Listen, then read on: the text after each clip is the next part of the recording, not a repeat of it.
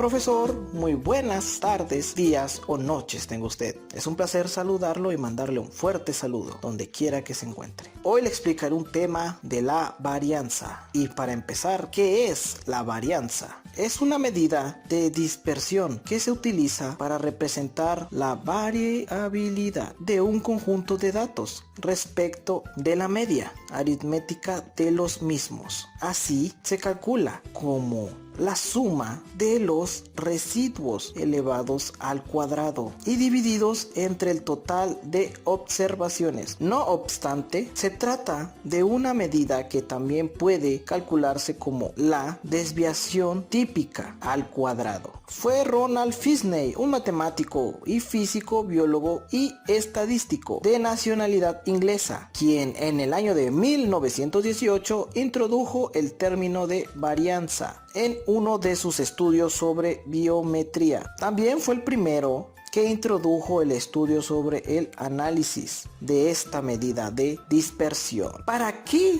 se utiliza la varianza? Es una medida de dispersión ampliamente utilizada en los sectores de la economía y las finanzas, interpretándose como el riesgo de que el rendimiento de algún en concreto sea distinto del rendimiento esperando de dicho procedimiento. La varianza junto a la desviación estándar, ambas medidas muy relacionadas entre sí, son las medidas de dispersión de datos de excelencia sobre todo el mundo de las finanzas. Ahora, ¿cómo se calcula? En primer lugar, es necesario indicar es la misma unidad de medida de los datos utilizados para calcularla. Así, si los datos introducidos en la fórmula utilizada, los metros como unidad de media, la varianza se expresará también en metros. En cualquier caso, se ha de tener en cuenta que la varianza adquiere siempre valores iguales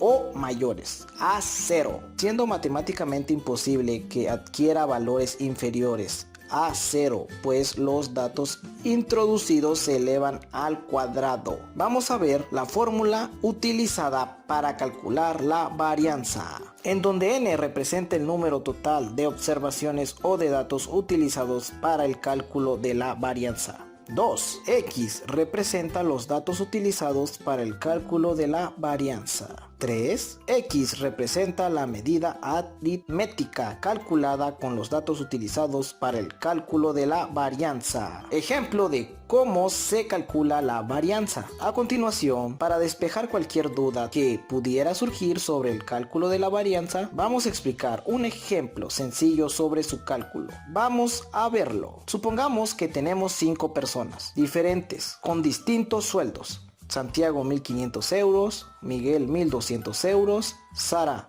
1.700 euros, Laura 1.300 euros, María 1.800 euros. En primer lugar debemos calcular medida aritmética de todos esos datos. Vamos a ello. Paréntesis, 1.500 más 1.200 más 1.700 más 1.300 más 1.800, cerramos paréntesis, es igual a 1.500 euros. Una vez calculada la media aritmética, hemos de aplicar la fórmula de la varianza. Vamos a ello. Varianza X es igual, paréntesis, 1.500 menos 1.500, paréntesis, 1.200 menos 1.500, paréntesis, al cuadrado, más 1.700 menos 1.500 al cuadrado, más, paréntesis, 1.300 menos 1.500 al cuadrado, más 1.800 menos 1.500 al cuadrado.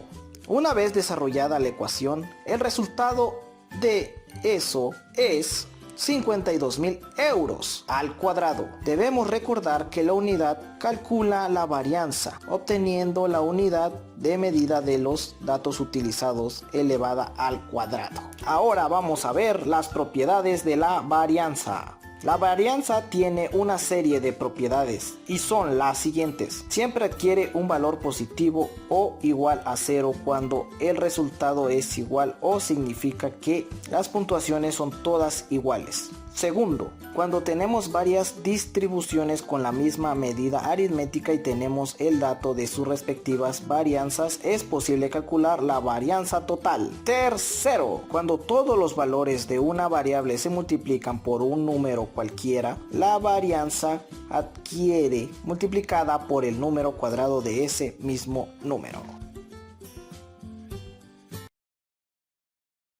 Aquí otro ejemplo de la varianza. La varianza y la desviación estándar son medidas cualitativas de cuántas dispersión hay en la distribución o población de valores de X. Para nuestra muestra podemos calcular la varianza y desviaciones estándar de la siguiente manera. Primero calcularemos las desviaciones de la medida muestral. Luego obtenemos el cuadrado de cada una. A continuación calcularemos la suma total. Aquí nos detenemos por un segundo. Dividimos entonces m menos 1. Como son 7 elementos, es 7 menos 1 es igual a 6. La varianza muestral y la desviación estándar muestra que son las que vemos aquí. Números más grandes de desviación estándar se evidencian una mayor dispersión de elementos respectivos a la medida y para números más cercanos a cero tenemos menos dispersión de los elementos respecto a la medida muestral. Con ellos tenemos un mejor entendimiento de varianza y desviación central.